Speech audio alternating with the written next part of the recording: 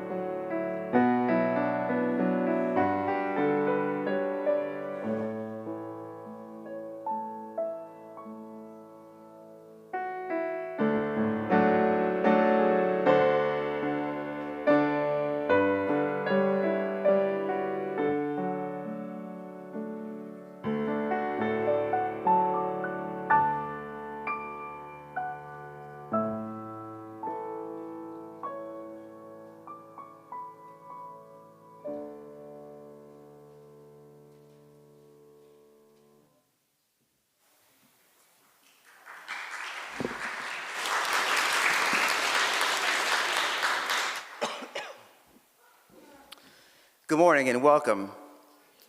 Buenos dias. I'm Kalani Kachela. I've been the interim minister here since August of 2024. Our weekly worship is where we connect, share information, and get inspiration. Ours is an all-inclusive faith. We welcome everyone.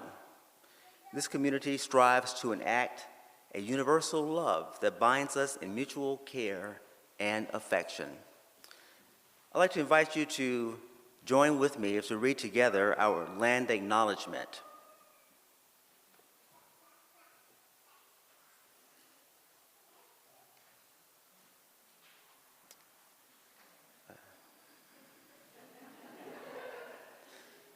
Or you can repeat after me as I say it.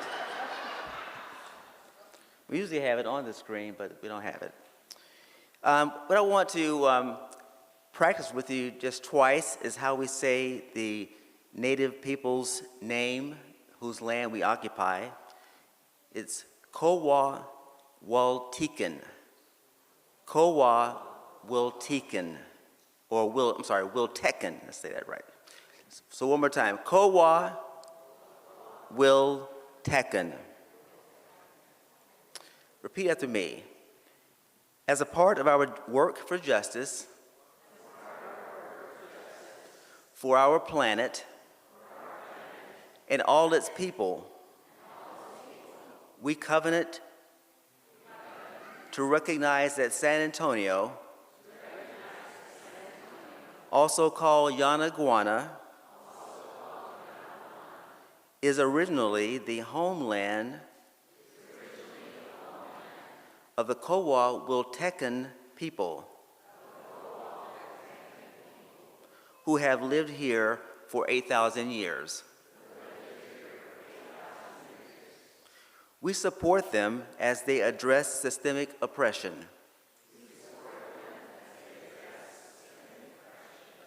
And work to protect their land and traditions. Because they are knowledge keepers of this area, including them in decisions about this land and its people will benefit us all. Thank you. We now would like to invite those who are visiting among us to rise so that we can greet you.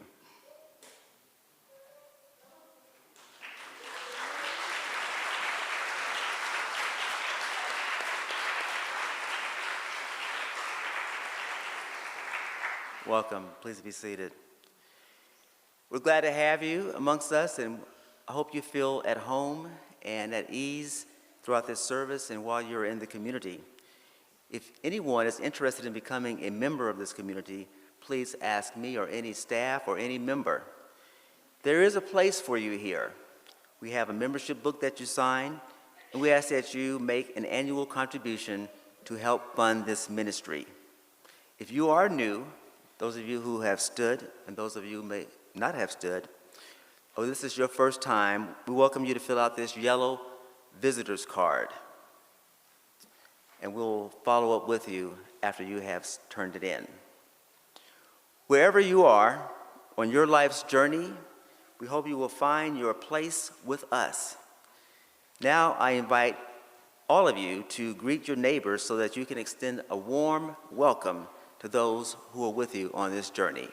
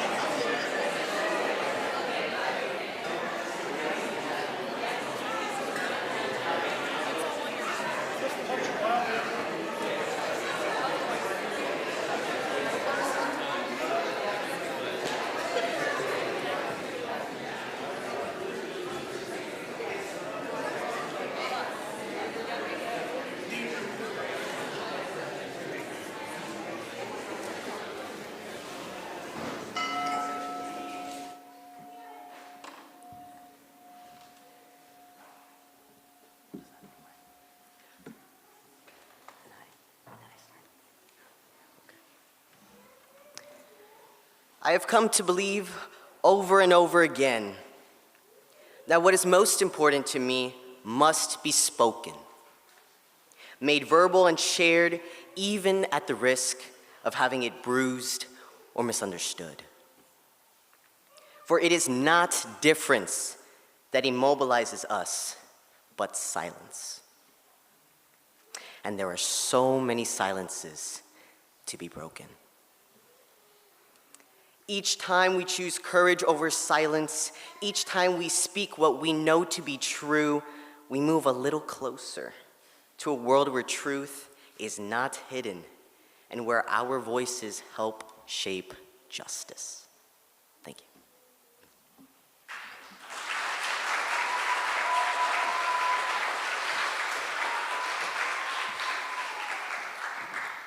Thank you, Ali. I want to now invite you to rise in body and or spirit as we sing together hymn 396, I Know This Rose Will Open. Good morning, friends. We're going to have a round. So we will have Dana play the song once for us, and then we will sing it all together. And then this side will be our first part of the round. And after they say, I know this rose will open. We're going to keep it easy. I know this rose will open. After they say that, side two will come in with Stephen on guitar.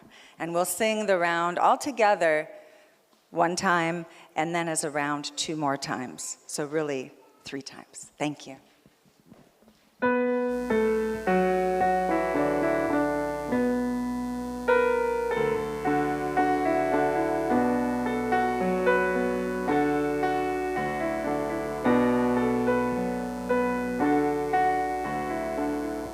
Go. I know this rose will open. I know my fear will burn away. I know my soul will unfurl its wings. I know this rose will open. I know this rose will open. I know this rose will open. I know my soul will unfurl its wings. I know this rose will open. I know this rose will open. I know my fear will burn away. I know my soul will unfurl its wings. I know this rose will open. This rose will open. Thank you.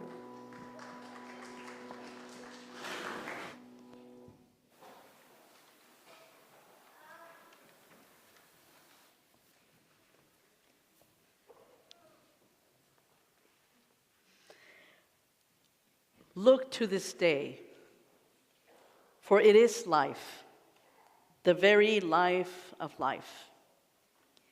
In its brief course lie all the varieties and realities of your existence, the bliss of growth, the glory of action, the splendor of beauty.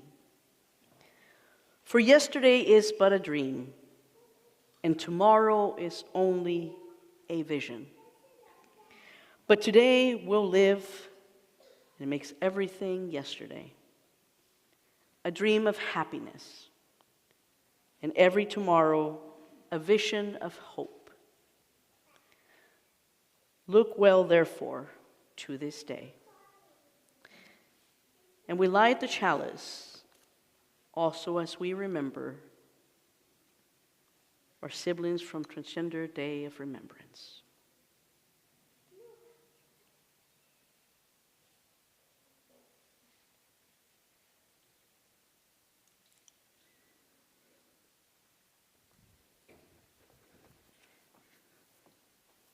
Thank you, Reverend Yadi. I invite you now to join in for our covenant. We are called as Unitarian Universalists to build the beloved community where all are welcome as blessings. Let us recite our covenant that articulates our principles and promises and shared values that bind us together. Please read together. Love is the doctrine of this church. The quest for truth is its sacrament. Service is its prayer. To dwell together in peace, to seek knowledge and freedom, to serve humanity in fellowship, to serve and all souls shall grow into harmony with the divine. Thus do we covenant with one another. El amor es la doctrina de esta iglesia. Su sacramento es la justicia, la verdad. Su oración es el servicio, convivir y buscar sabiduría y libertad, dar a la humanidad para que todos las almas crezcan en armonía con la divinidad, así amamos el uno con el otro. As we move into worship together, I invite you to settle into whatever posture feels most open and receptive to you. Hands resting, eyes soft or closed, feet grounded. Across many traditions, stillness has been a doorway to presence, deep listening, what some call God, the sacred, or simply the quiet wisdom we carry inside of us. However you arrive today, rushed or rested, certain or searching, this hour belongs to you. You may find that something moves in you and asks to be expressed. Trust it.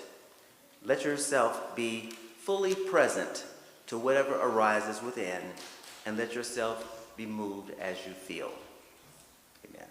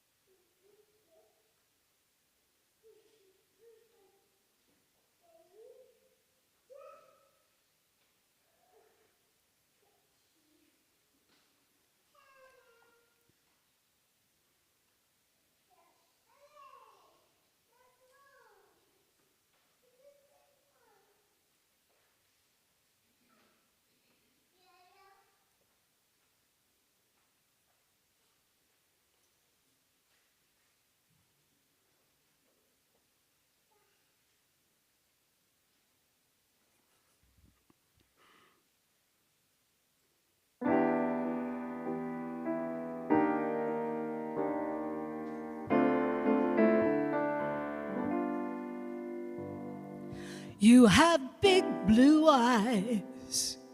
You have hair down to your waist. You used to be so handsome. Now you have a pretty face. You bought yourself some dresses to replace your suit and tie.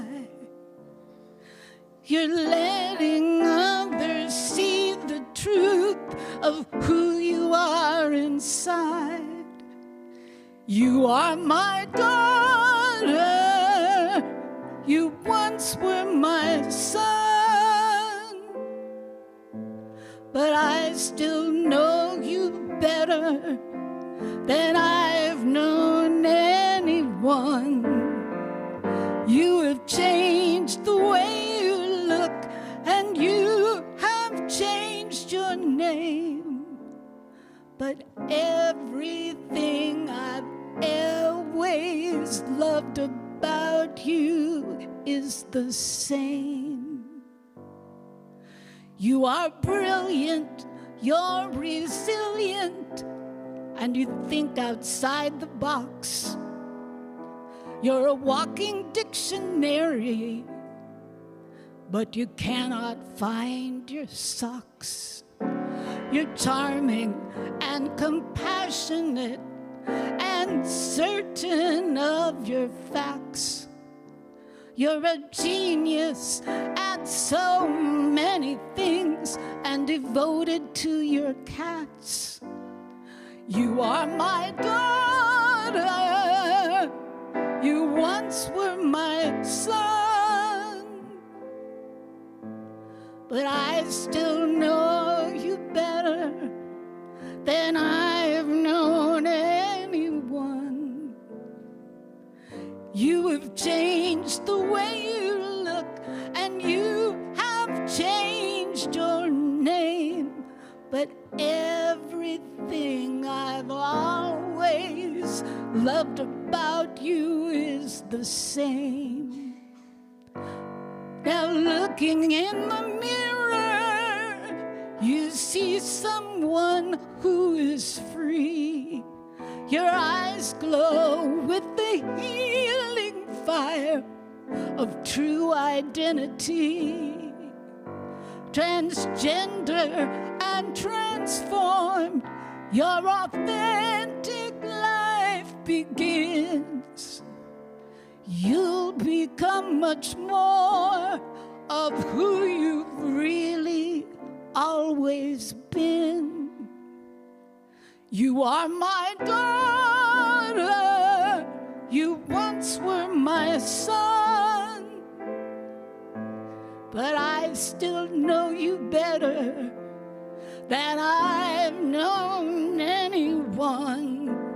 You've changed the way you look, and you have changed your name, but everything I've always loved about you is the same. You are my daughter, you are the girl who was my son. You are my daughter, you are the girl who was my son. You are my daughter.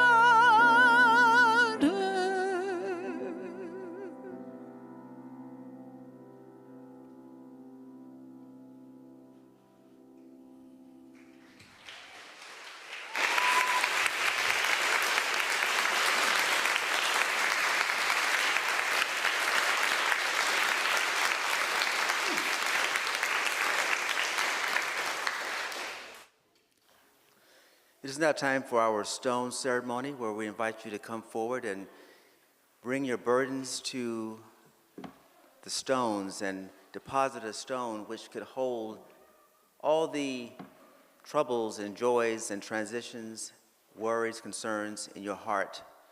It's a way of releasing them into the water. We invite you to come now to form in the aisles. Rebecca and Mark will guide you as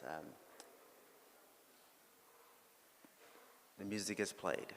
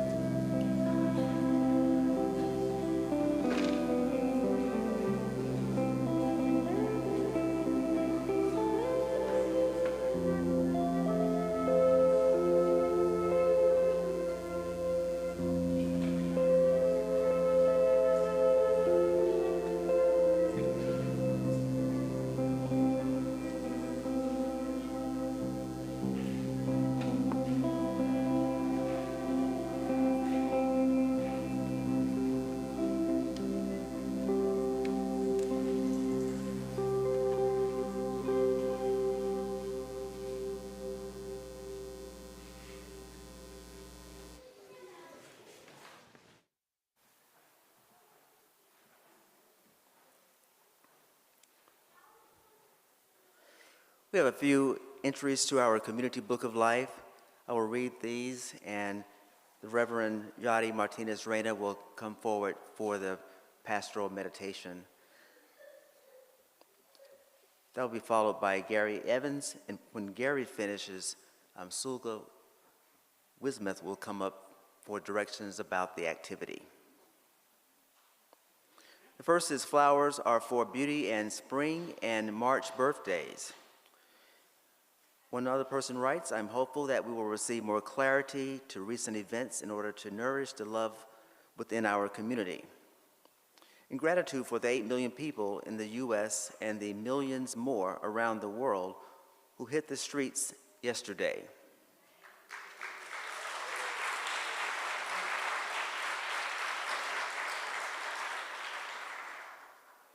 And in celebration and gratitude for our trans and non-binary community members, you are loved.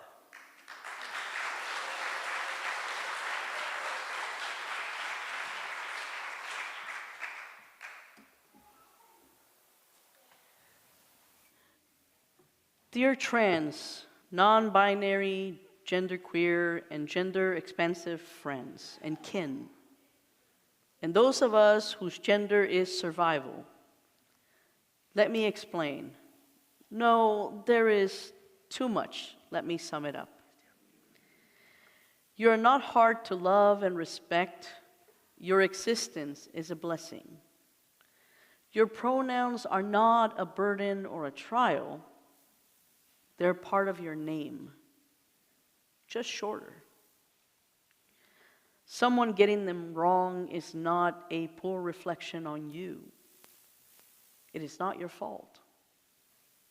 Your body really and truly belongs to you, no one else.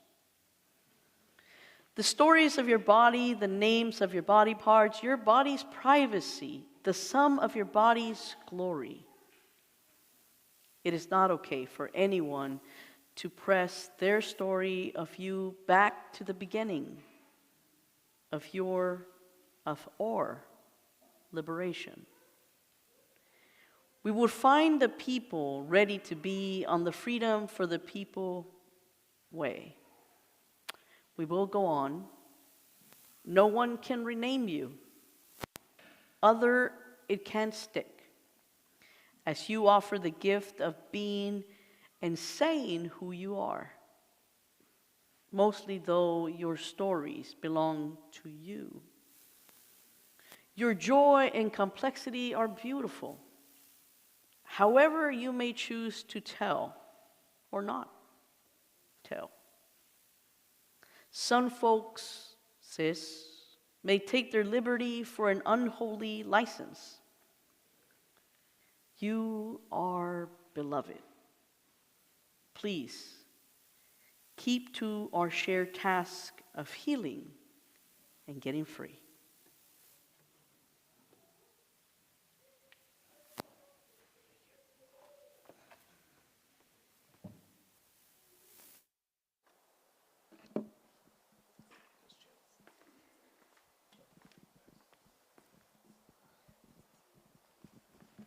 Good morning. Good morning.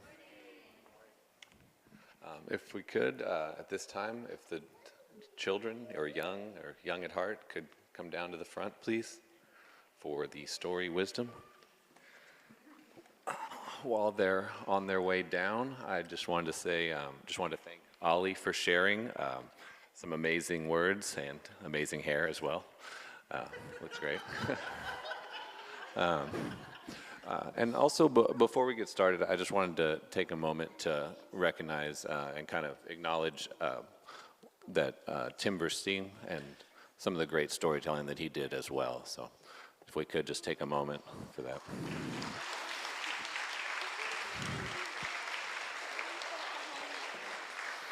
Okay. So this story is called Red. So it's up there on the screen, and I'll do my best to hold it up for all of y'all. Okay. Ready. He was red, but he wasn't very good at it.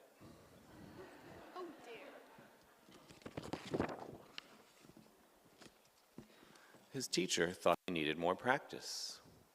I'll draw a red strawberry, then you draw a red strawberry. You can do this, really. But he couldn't, really. Like this? Oh my, let's try again. His mother thought he needed to mix with other colors. Why don't you two go out and draw a nice round orange? A really big one. A really orange one. But they made a big greenish one. Oops. I'm putting my feet here. It's okay. He's trying to say. His grandparents thought he wasn't warm enough. Your class is making self-portraits for Parents' Night. Wear this warm red scarf. It's so you. But it so wasn't. See all the colors? Everyone seemed to have something to say. Sometimes I wonder if he's really red at all. Don't be silly, it says red on his label. He came that way from the factory. Frankly, I don't think he's very bright. Well, I think he's lazy. He's got to press harder, really apply himself. Give him time, he'll catch on. Of course he will. But he didn't catch on. Green frog, Green, black, black brown, sheep, and brown cow, red, red, orange, green, black, and brown. All of the art supplies wanted to help. The masking tape thought he was broken inside. This will help hold you together. The scissors thought his label was too tight. One snip should do it. I thought he wasn't sharp enough. Stay still now. But even with all of our help and all of his hard work, he just couldn't get the hang of it.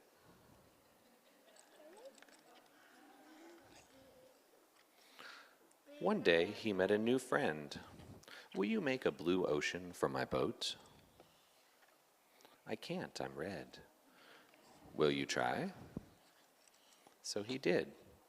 Thank you, it's perfect. You're welcome, it was easy. And he didn't stop there. Blue, blue, blue, blue, blue whale. I'm blue. He was blue, and everyone was talking. My son is brilliant. Who could have known he was blue? I always said he was blue. It was obvious. His blue ocean really lifted me. All of his work makes me happy. His blue strawberries are my favorites. He's so intense. I'm going to make a green lizard with him, a really big one. I hear he's working on a huge new project. He's really reaching for the sky. And he really was. Okay, that's the end. Yay. All right, so we're gonna go I could be any color. any color. We're gonna go back to our seats for a minute, and I'm gonna hand the mic over here. Hi everyone, my name is Solgu Wismath. I'm the artist with the photos in the exhibit. I wanted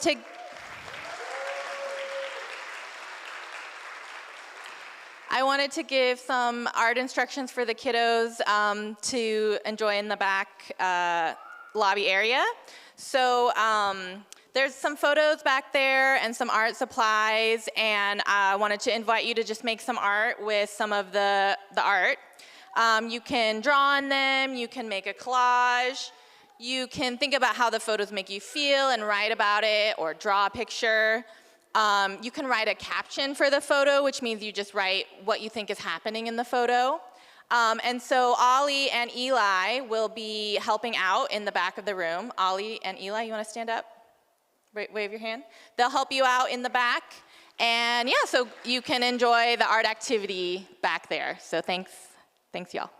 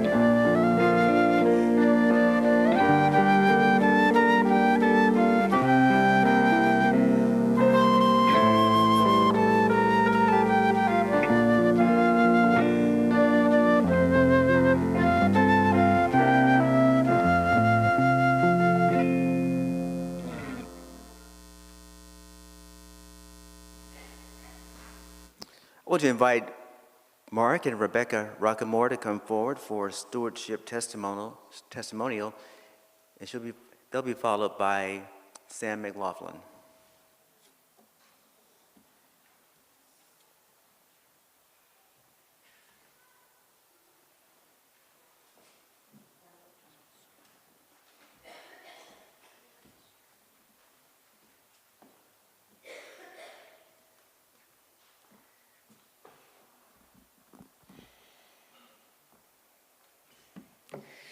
Good morning. So I'm Rebecca Rockymore, my husband, Mark Rockymore. We chose a few years back to join this UU church, and with that choice came the responsibility of start to tithe. I wanted to share briefly why this community is important to us. And yes, I say tithe. Apparently there's a term for it. I am a cradle UU. I was raised in Dallas by a mother who was a devoted atheist, yet she made sure my brother and I had community. She chose the Unitarian Church of Dallas. Now let's be honest, that decision was mostly based on their free childcare and the food co-op. But more than that, growing up UU taught me that you don't need a creed to have a soul, and you don't need dogma to have faith in humanity. I remember a moment from my childhood when I asked my mother if Jesus was real. It was Dallas, remember, Bible Belt. She took a long pause and she said, he was probably a real person who was kind and very helpful and made people feel valuable. Then after a long pause, she finished with, and then he died. She used Einstein's theory of energy exchange to then explain death to me. If you don't know, look it up.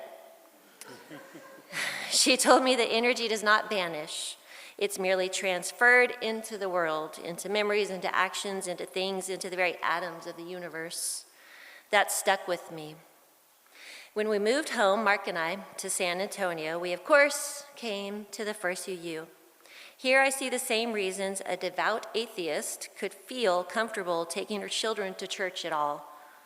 Kindness, intelligence, concern for our democracy and environment.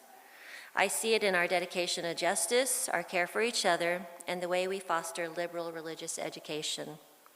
To me, tithing isn't just paying dues to a nonprofit. It's a conscious, intentional transfer of energy. I'm taking the energy I earn in my working life and I'm transferring it into this church, where we know, it will be transformed into hope, love, and justice. I'm investing in a community that taught me that death is just a change of form and that life is a shared adventure. We tithe because we want to ensure this sanctuary remains here for others.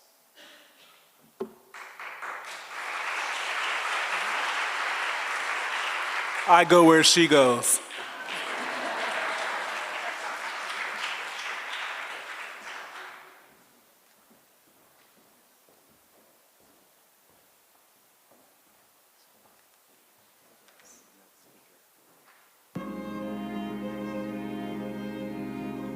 We said this year some assembly required. And right now, it probably feels like that tower got knocked over. But when that happens, we don't throw away the pieces. This church needs to exist. It needs to exist for kids like my daughter who were turned away in every other place. And who found their closest, most accepting friends here. It needs to exist for parents who came here without community and found people to talk to sit with, and to share life with. To exist for our seniors who come here to make friends, to stay connected, and to build a life that isn't lived alone. And to be together for the moments that matter. This week has been heavy. There's been a lot of emotion, grief, confusion, but also care for the people we love. We don't have to be happy. We don't have to have it figured out. We don't have to stop pushing for the changes we want to see. We're still here. How many people from church have you talked to this week? How many texts, calls, conversations? How often has this community been on your mind? That's not nothing. Same network that's buzzing with emotion right now, that's the community we built. And it's bigger than any one moment. It's the way we show up for each other. The way we build connection. The way we do things together that none of us could do alone. This community doesn't exist on its own.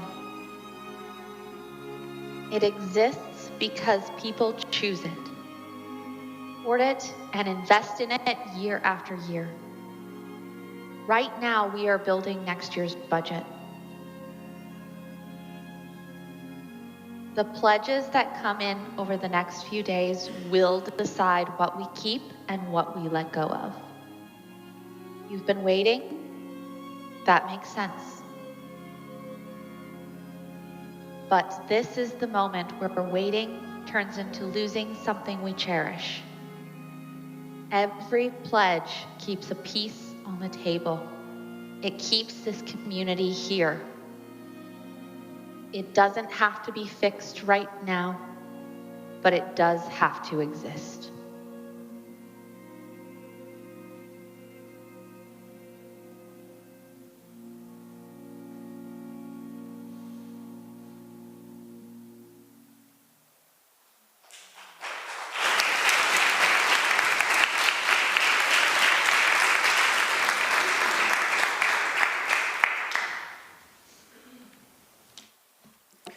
Hi, everyone. My name is Salgu Wismath. I use they, them pronouns. I'm the artist that has the photo exhibit in the fellowship hall.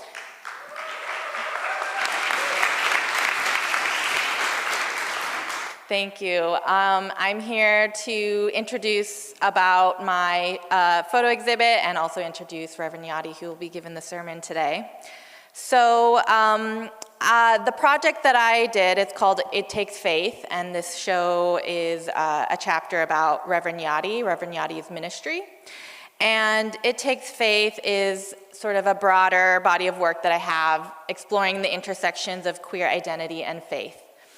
And I started this project because I myself am a queer non-binary person of faith, and I wanted to share more stories about that intersection. For me, art has always been a way to connect with my own spirituality, and it's always been one of my primary prayer languages. And so being able to create art about the queer and trans community is part of my own calling as an artist. Reverend Yadi's ministry is one chapter in an ongoing series I have documenting the lives of different trans faith leaders and pastors, religious leaders in different faith traditions. And this chapter on Reverend Yadi started when I met them a few years ago at this conference called Creating Change, which is this big queer conference that happens every year. And they gave a presentation about Color Splash Out, which is the camp that they run for queer youth in Texas and their ally friends. And I remember at the time that I met them, I thought the camp was really cool and I wanted to do a story about it. And at the time I was living in California, working as a fellow at the San Francisco Chronicle. But I knew the next year I would be moving to Texas to do the second year of my fellowship here in San Antonio at the San Antonio Express-News. And so I took a note of the camp's name, got some contact information for the presenters, And I told myself when I moved here, I would follow up and try to do a story. And so that's what I did. So I moved to San Antonio to work at the San Antonio Express-News in 2023. And I followed up with Adora, who's one of the camp directors who lives here in San Antonio. And anyways, we talked about the camp, and they connected me with Yadi, and I asked Reverend Yadi if I could do a photo story about the camp that summer, and they said yes. And so I was able to do a photo essay and a written article with another writer that was published in the San Antonio Express-News and also the San Francisco Chronicle in 2024. And that year, I also got a grant from the San Antonio Arts Council to continue this chapter on documenting Reverend Yadi's life. And so I continued to photograph them throughout the next year and a half, just in their daily life, during their work as a pastor, and at camp again the following year. And so what you see in the fellowship hall is the photo exhibit as the sort of culmination of that project that was funded by the San Antonio Arts Council and showing off that chapter of that project. And I knew, even when I got the grant, I knew that I was gonna have the exhibit in March 2026 because I wanted it to be aligned with Trans Visibility Day, which is coming up this week. So we could have some programming around it. So that's why we're here today having a wonderful Trans Day of Visibility service to celebrate Trans Visibility Day and also the art show. And Reverend Yadi is here to give the sermon as part of that service. And I also knew that I wanted to have the exhibit in a church space because, well, one, it was about a pastor, but also I think it's important to showcase queer and trans art in affirming church spaces because, as we know, not all church spaces are affirming for the queer community, and we want to make more spaces like that.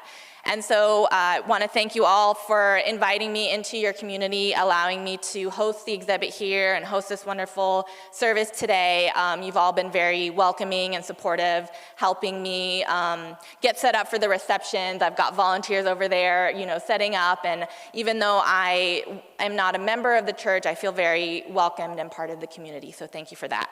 So let me go ahead and introduce Reverend Yadi. Reverend Yadi Martinez-Reyna is a non-binary pastor in the United Church of Christ. They are a co-pastor for First UCC and Second Life, which is a real-life congregation that has its services in virtual reality. And they're also the founder of Color Splash Out, which is a summer camp for LGBTQ youth in Texas and their ally friends. And for Yadi, they say that their ministry is creating spaces for young people where they can feel empowered and seen, and helping kids to thrive, not just exist. So thank you all for being here today, and thank you, Reverend Yadi, for making the way all the way here to participate in the closing reception and the Trans Day of Visibility service. Thanks so much.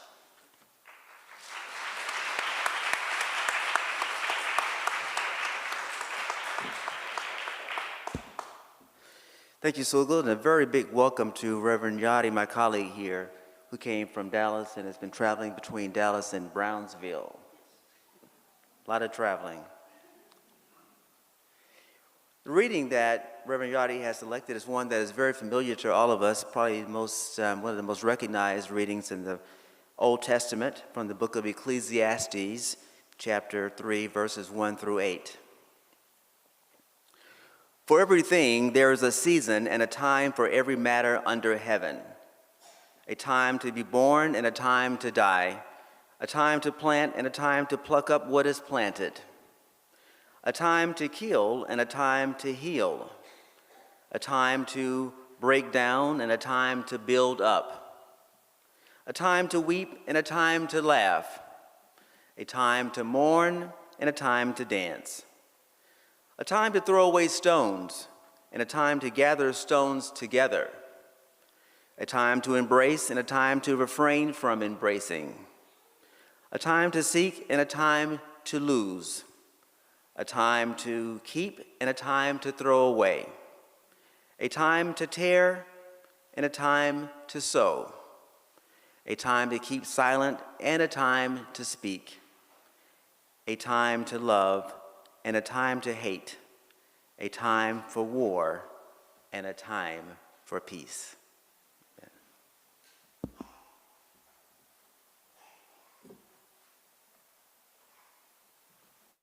Short, so I am going to move this way. Grace and peace be with you. I bring you greetings from our co-pastors at First United Church of Christ in Second Life. They will probably be watching this later on, so I'm super excited to bring greetings to you. And it is truly an honor to be among you, and I am so grateful for Saugu's vision. It has been, I feel like we've known each other for a long time, Saugu, you and I. We travel everywhere, it's been great. I actually miss Saugu. I'm doing traveling arrangements and I'm wondering where Saugu is, because we've just become so close. Today I come to you from my faith tradition, from the book of wisdom, Ecclesiastes, or as I like to say, Ecclesiastes, because my tongue gets all twisted with this. Now, this text sounds very simple, but it's not that simple, because the truth is that the only constant thing in life is change. And we're honest, change is not always easy to accept, especially when it challenges what we've been told about the world and about ourselves. For everything there is a season, it says, and a time for every matter under the heavens. A time to weep, a time to laugh, a time to keep silence, a time to speak. It is not either or, but both and.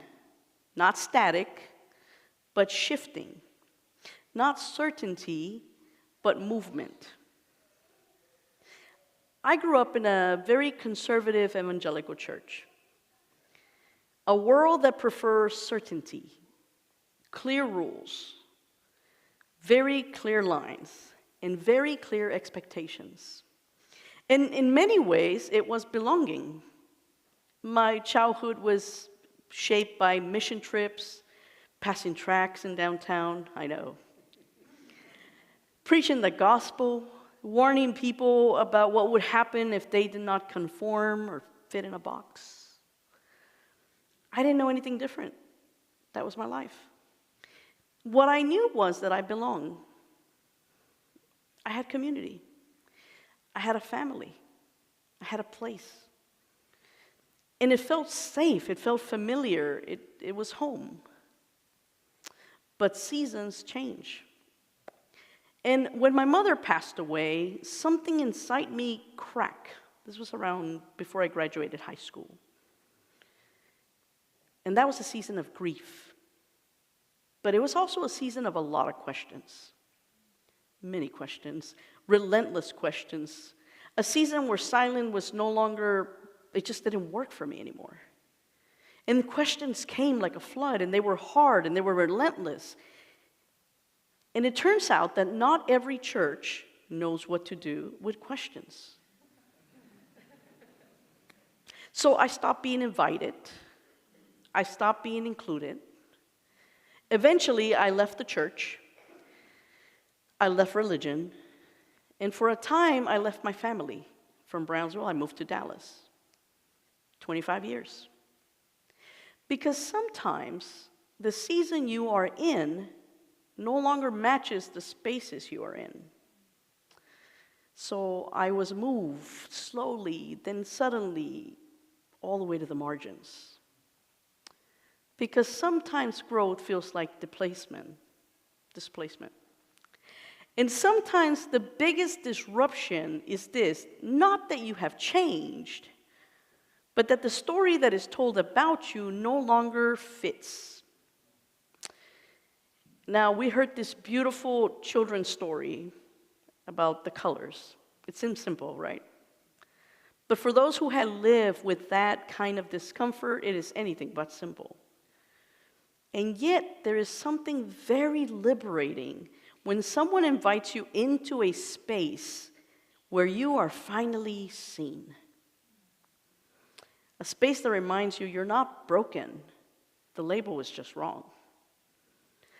Because when we misname people, we don't just misunderstand them, we participate in dismissal.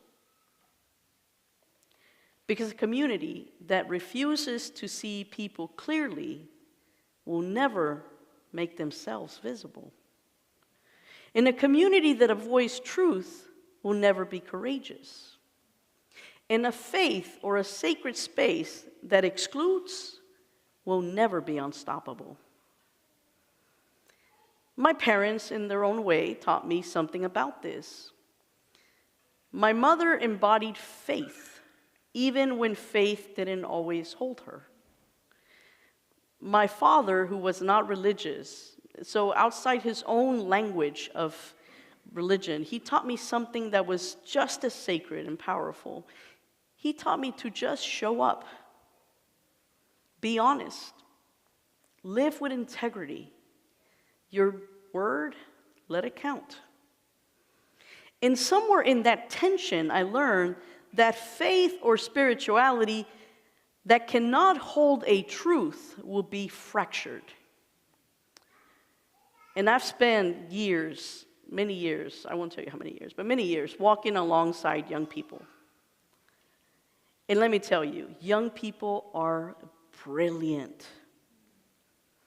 History shows it. History shows us time and time again that young people will rise when neutrality is no longer an option.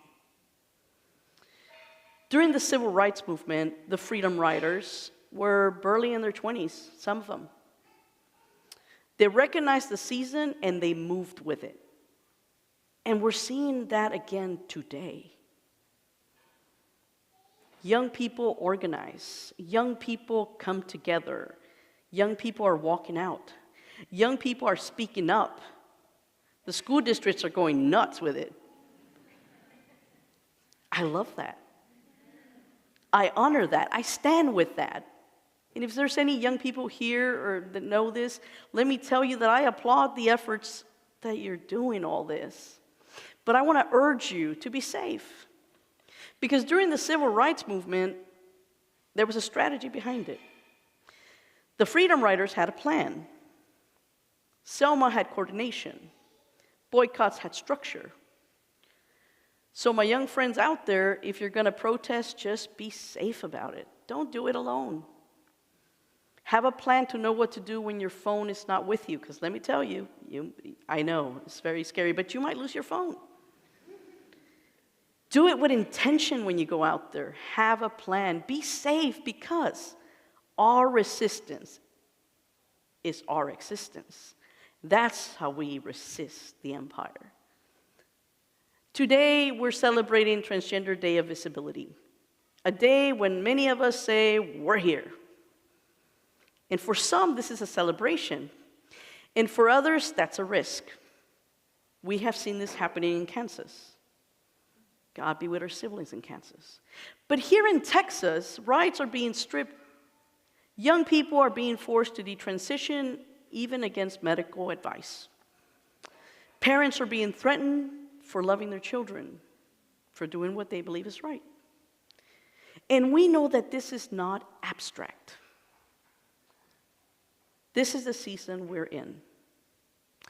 A season where bodies are debated, a season where identities are legislated, a season where people are told you're wrong, you're just too much, you're just not real. And when people don't understand, they say, I just don't get it. It's just too much. I just don't get it. And maybe that's being honest, right? But what if understanding is not the starting point? What if kindness is? Let me put it to you this way. I'm going to show you a very theological, scientific thing, very scientific. In Latino households, fixes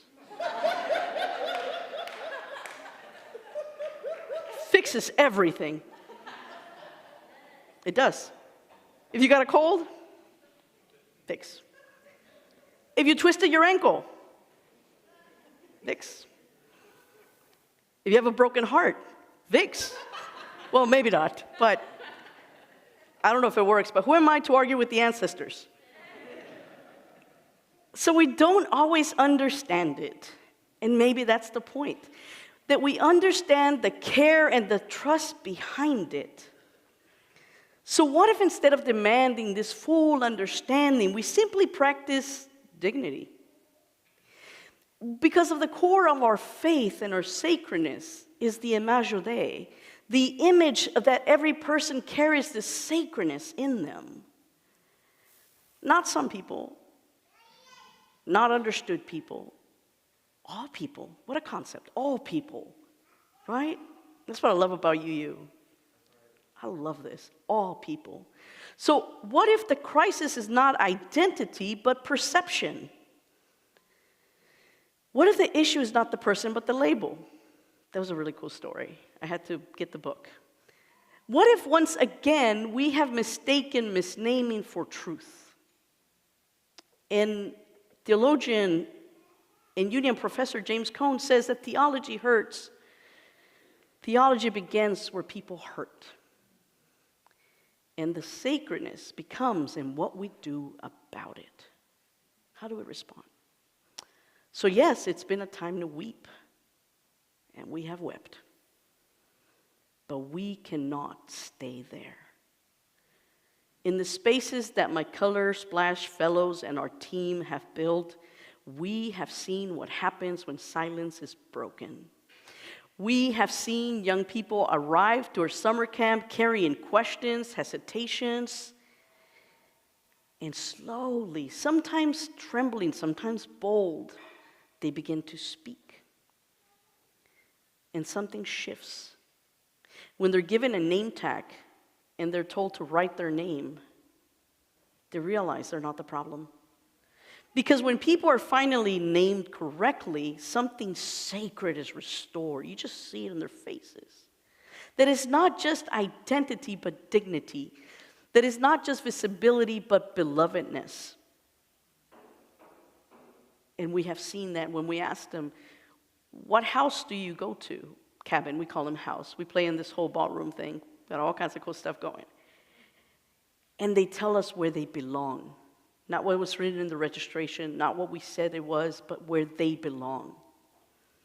And that is the vision. That when young people come to our camps and they see older people who look like them, musicians and teachers and professors and lawyers and doctors, even preachers, they see what it is to live, not just exist, but live. That it is possible to grow old. A reimagined world of what it should be. Audre Lorde reminds us what must be spoken must be spoken. Not because it's easy, but because it's necessary.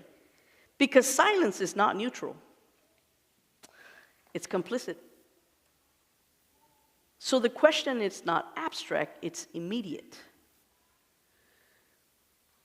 If this is the season we're in, the question becomes, what part of the season would you be within? This week, we're going to keep it real, mi gente, my people, my family. We're going to keep it real. We're going to speak a name and we're going to mean it. We're going to interrupt harm when we see it happening. We're going to refuse language that diminishes. We're going to create spaces where truth can breathe, not perfect, but faithfully. Because there's a time to be silent, and there's a time to speak. And so this is the part where I'm going to ask them to do this. You said it was good, right? You're not going to throw me out. Okay. So turn to someone near you or next to you. And we're going to do some church thing, all right? All right. This is kind of an embodied action we're going to do, all right? So you can turn to someone next to you and say, this is not the season to stay quiet. You can do it, let's do it. This is truth-telling season. This is speaking season. This is show-up season. Ooh, we did it. Thank you. I had to ask. My friends, the sacred spaces such as this are much needed in the world. Thank you for having them. Thank you for creating spaces where people can come and be, where people can just walk in and know the energy, the vibe is there, as my friends say. This is sacredness, and thank you for your courage and your commitment to be unstoppable. For this is not a time for faith to be private where lives are on the line. This is not a time when we forget that love and dignity are on the line. This is not a time where we sit back, because this is a movement that is taking, we saw it yesterday, No King's Protest, boom. This is a movement now.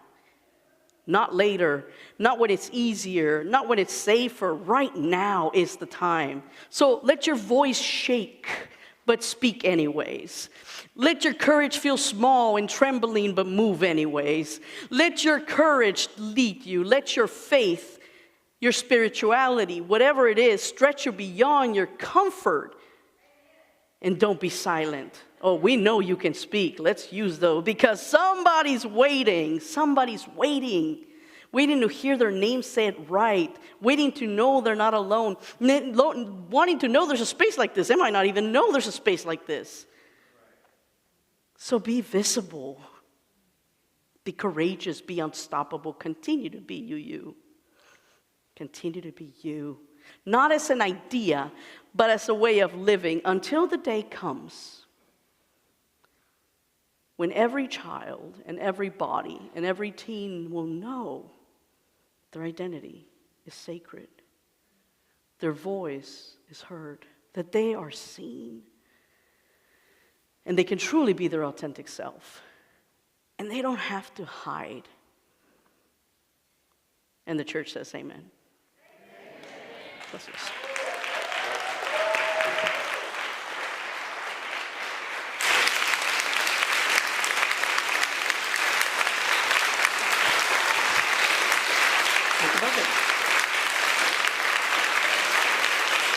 Thank you.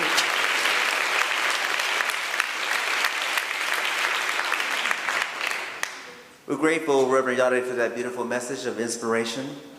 And thank you for coming from Dallas or from Brownsville, in between, traveling up here to see us and inspiring us in such a powerful way. And to Suga for this vision of bringing the service together. Thank you. It is now time for our generous giving. I'm going to invite the ushers to come. Our church has a larger purpose to support all of us in becoming more generous and giving of our time, talent, and treasure, all in the context of trust. We invite you to give as generously as you can and to always share your generosity with others.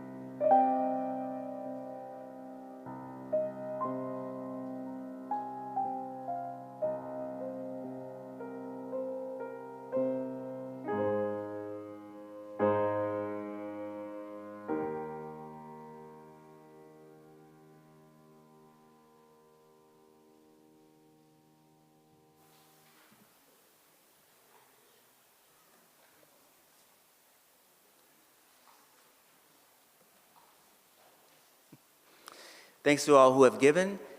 Thanks to all who show up. Your presence is magnificent, and we count on your presence for making this a beloved community. We give thanks for these gifts also.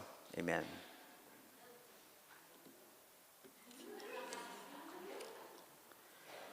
Our closing hymn is number 1053, How Could Anyone?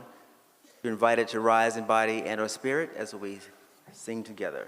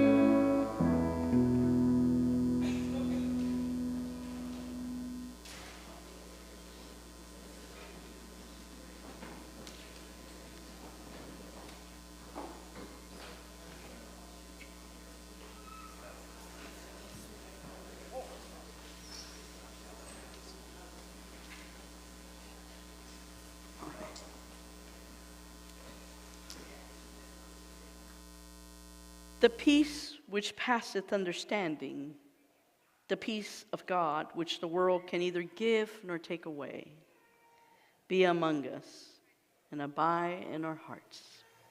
Now we extinguish the chalice.